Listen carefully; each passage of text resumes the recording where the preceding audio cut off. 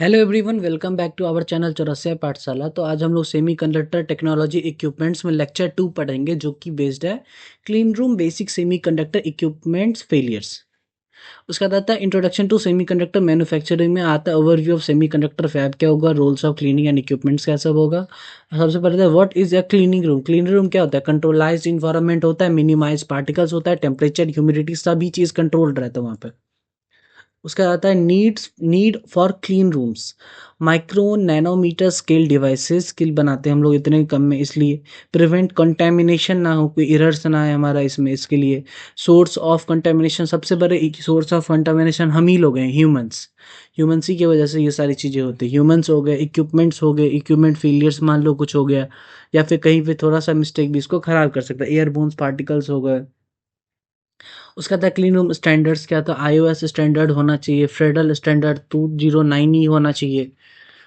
उसके बाद हमारा आता है आईओएस क्लीन क्लासेस। क्लासेस में क्या होता है? आईओएस क्लास 1 से क्लास 9 होता है, पार्टिकल लिमिट रहता है इसके अंदर। क्लास 1 से जितना कम क्लास होगा उतना बढ़िया क्लीन रूम होगा हमारा।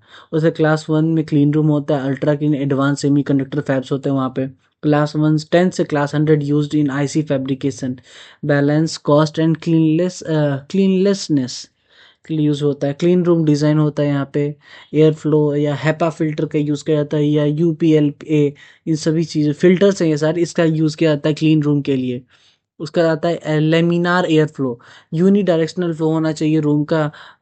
रिड्यूस पार्टिकल स्टीलिंग होना चाहिए। क्लीन रूम ग्रोइंग होना चाहिए। बनी सूट्स पहना जाता है, मास्क ग्लव शूज़, मतलब कि एकदम प्रॉपर अपने आप को कवर करके वहाँ पे काम करने के लिए पहना जाता है।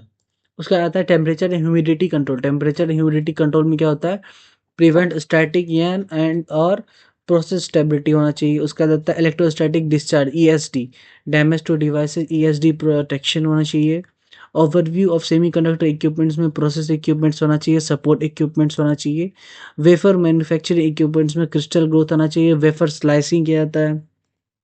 उसके बाद ऑक्सीडेशन फर्नेस में क्या होता है? थर्मल ऑक्सीडेशन होता है, SiO2 ग्रोथ, ऐसा सिलिकॉन ऑक्साइड का ग्रोथ किया जाता है ऑक्सीडेशन करने के बाद उसमें। डिफ्यूजन इक्विपमेंट्स होने से डोपेंट डिफ्यूजन होता है, हाई टेम्परेचर प्रोसेस पे इस लोगों को इस चीज़ को कनेक्ट किया जाता है। आयन इम्प्लीमेंटेशन इक्विपमेंट्स क्या होती है? प्रोसाइज डोपिंग किया जाता है, हाई एनर्जी आयंस होता है वहाँ पे। उसके बाद आता है केमिकल वेपर डिपोजिशन, सीवीडी। ये याद रखना है हम लोग को, केमिकल वेपर डिपोजिशन को बोलते हैं सीवीडी। उसमें क्या होता है? थिन फिल्म डिपोजिट होता है इंसुलेटर एंड कंडक्टर्स। उसका आता है फिजिकल वेपर डिपोजिशन, पीवीडी। ये भी याद करना। स्प्लिटरिंग एंड इवापोरेशन, मेटल लेयर्स रहते हैं वहाँ पे। उसके बाद लिथोग्राफी इक्विपमेंट्स क्या होता है? फोटोरेस्टिक कोटिंग होता है, मास्क अलाइनमेंट होता है।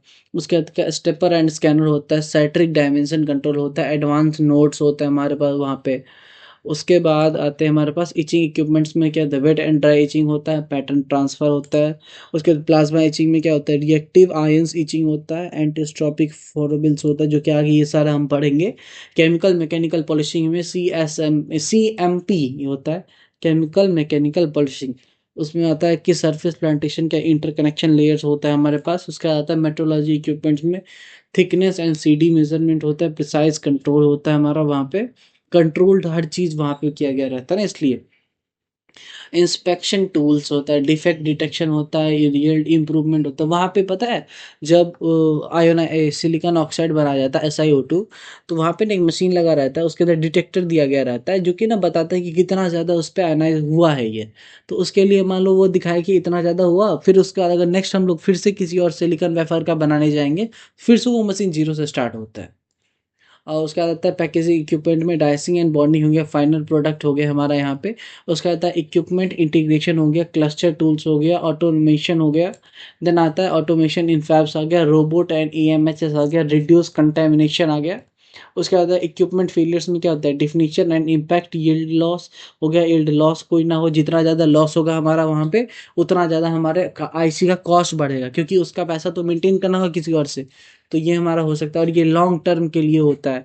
आप मतलब कि इन्वेस्टमेंट लॉन्ग टर्म इन्वेस्टमेंट है, कि बाद तक आपको इसका फ़ायदा तब मिलेगा। मैकेनिकल फेलियर्स क्या होता है? बियरिंग वियर्स होता है, मिस अलाइनमेंट में हो सकता है दिक्कत, जैसे कि हम लोग भी कोई वेफर पकड़ते हैं, एकदम साइड से पकड़ते हैं ताकि वो अंदर बीच वाला पोर्शन सारा सही से रहे, एकदम कोने में पकड़ते हैं बस वही डैमेज हो। उसके बाद आता है इलेक्ट्रिकल फेलियर्स कहते हैं, पावर सप्लाई इशू होता है, सेंसर फेलियर्स रहते हैं। उसके बाद प्रोसेस फेलियर्स में इनकरेक्ट पैरामीटर्स हो गया, रेसिपी एरर्स हो गया। देन हमारे आता है प्रोसेस फेलियर्स में कहते हैं इनकरेक्ट पैरामीटर्स हो गया, एरर्स आ गए हमारे पास, कोई भी गलत पैरामीटर, मान लो कहीं पे कोई मिस्टेक हो गया, कुछ तो गलत हो जाएगा हमारा पूरा ऐसे, फिर उसको जीरो से स्टार्ट करना पड़ेगा। उससे आता है कंटामिनेशन रिलेटेड फेलियर्स, कहते हैं पार्टिकल बिल्डअप, केमिकल रेसिड्यूज।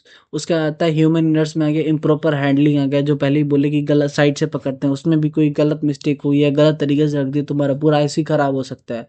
उसका आता है मेंटेनेंस मिस्टेक्स आ गया, उसके प्रिवेंटिव मेंटेनेंस कहते हैं शेड्यूलिंग सर्विसेज हो गया, टूल्स कैलिब्रेशन आ गया।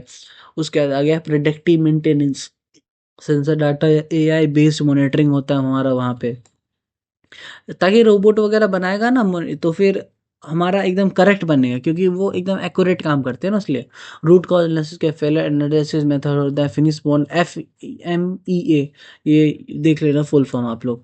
उसके बाद इम्पैक्ट ऑफ इक्विपमेंट फेलियर्स आता है, डाउन टाइम हो गया, कॉस्ट एंड यील्ड लॉस हो गया, जो कि डाउन टाइम से ज़्यादा हो जाएगा तो फिर हमारा ख़राब हो सकता है। कॉस्ट इफेक्टिव होना चाहिए, कम से कम लॉस होना चाहिए हमारा यहाँ पे। तो उसका आता है बस लास्ट में कंक्लूजन। कंक्लूजन में क्या आता है, clean room equipment importance and failure prevention. तो क्लीन रूम इक्विपमेंट का क्यों इंपॉर्टेंट वो हम लोग पढ़े, फेलियर से किस तरह से बचा सकता है उस बारे में हम देखें। तो अब ये लेक्चर हम लोग खत्म करते हैं, thank you, and next lecture में देखते हैं कि क्या सब होता है, फिर नेक्स्ट लेक्चर में आपको बताएंगे।